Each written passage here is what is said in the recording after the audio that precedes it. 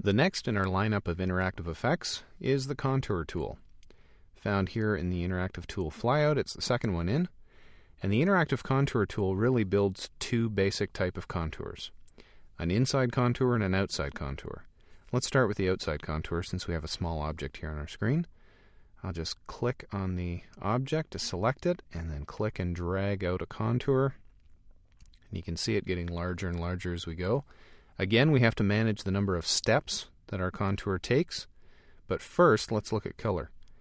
We started from a red star, and the destination color is black right now. So if I go up here in the property bar, I can drop down the color dialog and I can choose from any of my simple palette colors, or I can click in the other button and get into a full palette.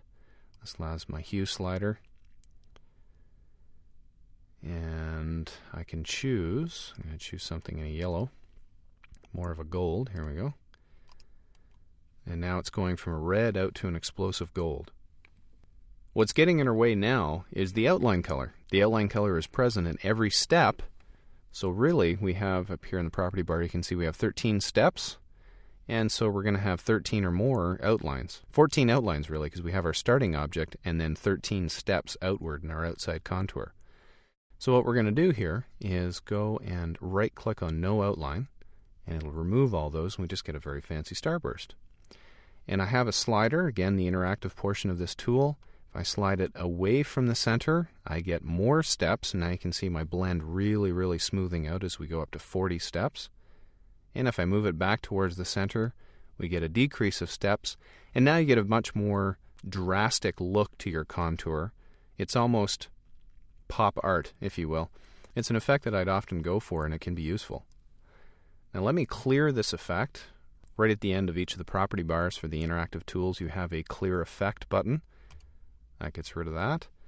And I'm going to increase the size of our star. And I'll do exactly the opposite. Back to the contour tool, and I'll click and drag towards the center. And now you can see an inside contour where our original object forms the outside border, and then it moves in. And again, I can adjust the number of steps that I have. That's an attractive looking star. And you can get something that looks quite attractive.